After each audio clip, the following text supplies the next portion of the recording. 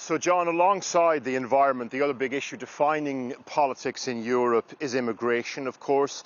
You mentioned there that 10 British military engineers are on their way to Poland to help secure the border infrastructure here. But also on the other edge of the continent, a record daily number of channel crossings today at 1,200. That brings the total number of crossings this year, by the way, to almost 23,000, with sadly 3 people feared dead today. On the other edge of Europe, if you will, we hear today that Turkish authorities have decided to stop people from flying from Istanbul into Minsk in Belarus. Now that is significant because previously individual airlines have done this. This is the first time a civil aviation authority of a country have decided to do this. Also in this part of the world, 250 Russian paratroopers joined Belarusian forces in a training drill today. 2 of those Russian paratroopers, we understand, actually died. Now, the training drill and the joint training drill of itself, not particularly of note, but against the backdrop of this crisis, it is nonetheless significant. We've spent the last 2 days trying to understand what this crisis actually means to the people and the families that are on its front line. The fog of hybrid war.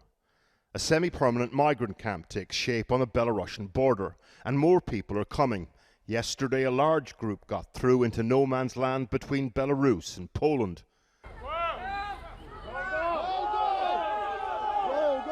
At night, running along the razor wire fencing picked out by spotlights, full of historical resonance. You can sometimes forget how incongruous all of this is. So, for example, there's a house in a Polish hamlet in the middle of the primeval forest of Bialystok, and in the attic room, a Kurdish Iraqi family who got through the border fence last week. A local couple sheltering them. Why they left Iraq? A long, complicated answer. Suffice to say, living in a forest in Belarus was better than where they were. Like any family, the first video memories they want to share are the happier ones. The family left Iraq and travelled to Istanbul, then flew with the Belarusian carrier Belavia to Minsk on a tourist visa. Once at the border in the forest, Polish soldiers stopped or pushed them back 8 times.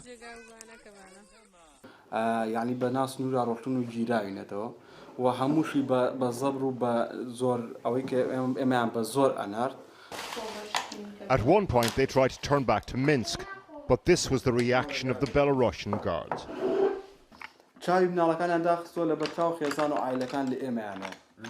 يعني حاتبو ميلي سلاحنا في شكل أتقام بسرمانا بوي خرشيك بلويك يما جاري كزاتي ونكين بلين أقرينو يعني بقرينو. When they finally got through into Poland, they were picked up in the forest by a sort of underground network of local people and activists, and ended up here. Like, as a couple, has this experience brought you closer together or not?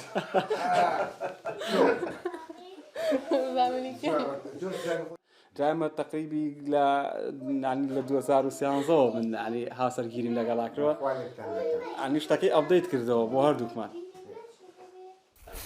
The Bialystok forest and the swamps around it are where the family crossed. Yesterday we got news that a large group of migrants were trying to get through. On the Polish side, the area is inside a special exclusion zone. So it's just after dawn here near the border. We've decided to come off-road to avoid the checkpoints that are on the road, and now we're in the exclusion zone. The reason why the Polish government have imposed this exclusion zone, they say, is to avoid a media circus, but part of it is in fact to control the narrative, which is why we've decided that it is appropriate for us to come in. The Polish government talks about this crisis in terms of war, which is why an emergency exclusion zone is in place. If this is the front line, it's a remarkably peaceful one. After about 3 hours, we were picked up by the border guard, politely slapped on the wrist and escorted out of the area. Back with the Kurdish Iraqi family, another exchange with the border police. Here to bring them to a refugee centre where their asylum claim to stay in Poland would continue to be processed. There has been violence on the border, but at the same time framing all of this in terms of conflict serves the interests of Lukashenko and to some extent the Polish government. For the family who stayed here, and those who helped them, they're just dealing with the trauma of constant transit.